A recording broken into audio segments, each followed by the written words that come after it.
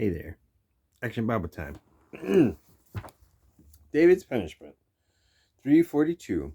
David has married the beautiful Bathsheba. When their son is born, David is proud and happy until one day when Nathan, one of God's most respected prophets, comes to see him. Welcome, Nathan. What can I do for you? I have come to tell you about a great injustice that has happened in your kingdom. Injustice in my kingdom? Tell me about it. There were two men in a city. One was rich and another poor. The rich man had many sheep and cattle, but the poor man had only one little lamb. He raised it with his children. It shared his food and slept in his arms. He loved that little lamb like a daughter. One day the rich man had a guest. I don't want to waste any of my wealth. Go kill my neighbor's sheep for a feast for me and my guest. His servants snuck into the poor man's yard where they stole and killed his precious little lamb.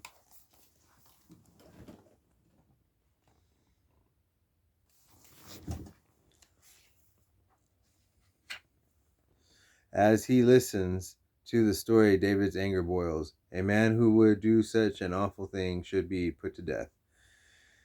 You are that man. God made you rich and powerful, but you wanted Bathsheba, the wife of one of your loyal soldiers. You had him killed so you could marry her, just like the rich man took the poor man's lamb.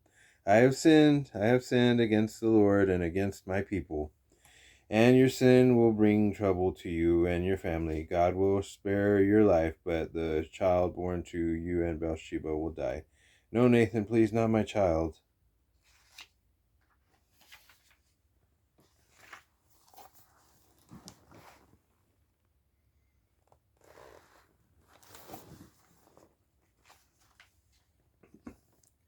When Nathan leaves, David is alone in his shame.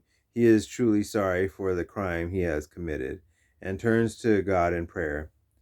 Create in me a clean heart, O God. Give me a new spirit, faithful to you.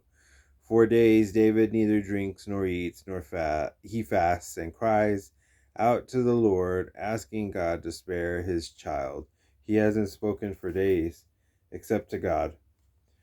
But his efforts are in vain. After 7 days, his baby dies. If he was that sad while the child was still alive, what will he do when we tell him it's dead? I hope he won't do anything desperate. But when he hears the news, David instantly gets up, takes a bath, and puts on new clothes. Then he asks for his first food in a week. What are you doing? When the child was alive, you fasted and wept, but now that he's dead, you eat. Why aren't you sad? While the baby was alive, I thought the Lord might answer my prayers, but now that he is dead, no amount of grieving will bring him back. I will see my baby again one day.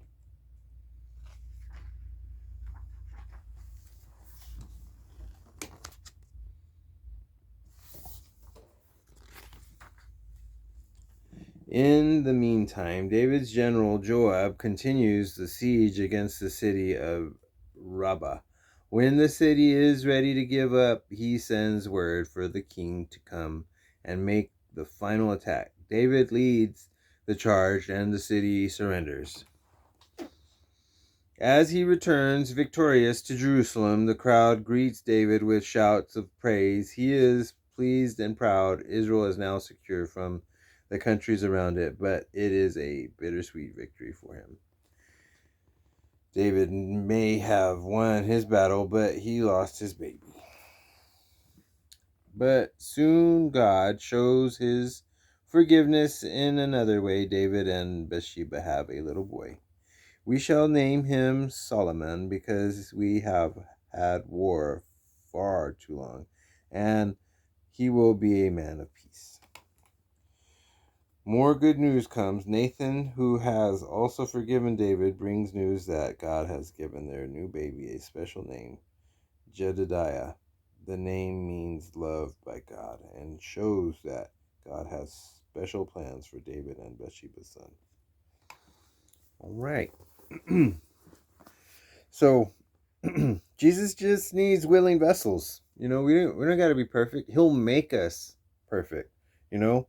And so just because you aren't perfect doesn't mean that you can't do something for God. We all can do something for God, and uh so get moving for him, get busy for him. Tell somebody about Jesus, because that's what we're here for. We're here to praise him, and we're here to love him, and we're here to learn about him, and we're here to talk about him. So tell somebody the good news about the good Lord above, okay? So God bless you and your family. Have a great night.